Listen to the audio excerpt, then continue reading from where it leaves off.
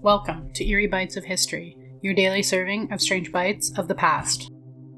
Today, we have a doomed queen, a haunted tomb, and Van Gogh's final letter, all of which happened on July 19th. Let's begin. On July 19th, 1553, Lady Jane Grey, just 16 years old, was deposed after reigning as Queen of England for a mere 9 days. Known to history as the 9 Days Queen, Jane wasn't born to rule, but thrust into power by scheming nobles who sought to block the Catholic Mary Tudor from ascending to the throne. Jane was a devout Protestant and a brilliant scholar. She was reluctant to take the crown, but accepted out of duty and pressure. Her reign was doomed from the start. Public support swiftly rallied behind Mary, the rightful heir. Jane was arrested and imprisoned in the Tower of London, the same fortress where she had been crowned just days earlier. On the orders of her cousin, now Queen Mary I, Jane was found guilty of treason. Less than a year later, she was executed, beheaded on the same ground in which she'd briefly worn a crown. Witnesses say she faced death with an eerie calm, reading the Bible until her final moments.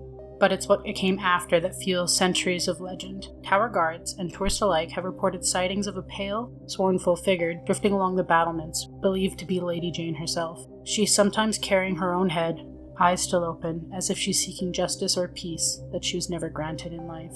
Lady Jane Grey's story remains one of chilling irony, a brilliant young girl used as a political pawn, crowned in glory, discarded in blood. Whether her ghost still lingers in the tower or not, her legacy is a haunting reminder on how power, once seized, can quickly become a death sentence.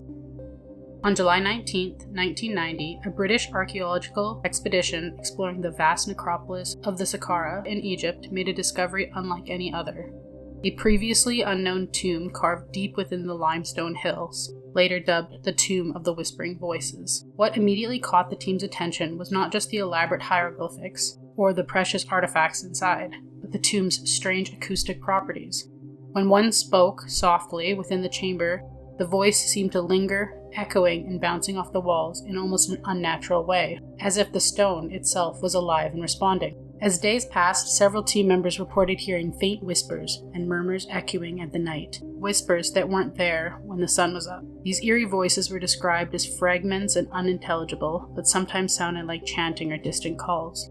Some believed the tomb was cursed, and the voices were restless spirits of those entombed, still trying to communicate. Soon after, members of the team began falling ill with mysterious ailments, fatigue, hallucination, and strange fevers. Within months, a few had died under baffling circumstances. Faced with these unexplained tragedies, the expedition leader ordered the tomb to be resealed, burying the whispers and the secrets once again, under a layer of stone and dust. To this day, the Tomb of the Whispering Voices remains off-limits. Some locals can tell hearing voices carried on the desert near the Saqqara, where they believe to be the dead speaking back to those who dare to listen. Was it a natural phenomenon amplified by the tomb's design, or something far more supernatural?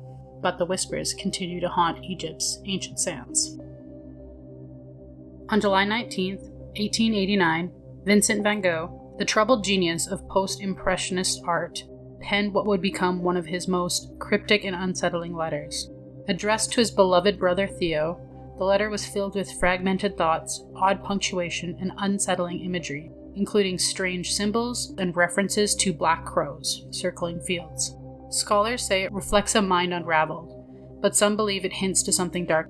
Van Gogh knew he was being watched, or worse, he knew he was in danger. Just days after writing it, Van Gogh allegedly walked into a wheat field and shot himself in the stomach with a revolver. But here's where the mystery deepens. The gun was never recovered. No one saw him leave, and strangely, he managed to walk back over a mile to an inn where he was staying, bleeding the entire way.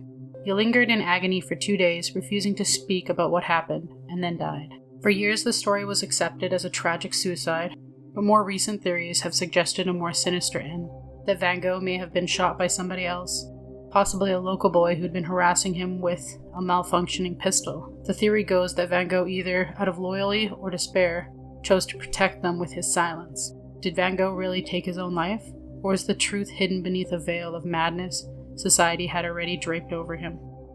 The missing weapon, the mysterious symbol, and the final cryptic words all point to a mystery that would never be fully solved. Like your history snack-sized? Drop us a comment with your favorite bite and subscribe. Join us daily for your eerie dose of the past.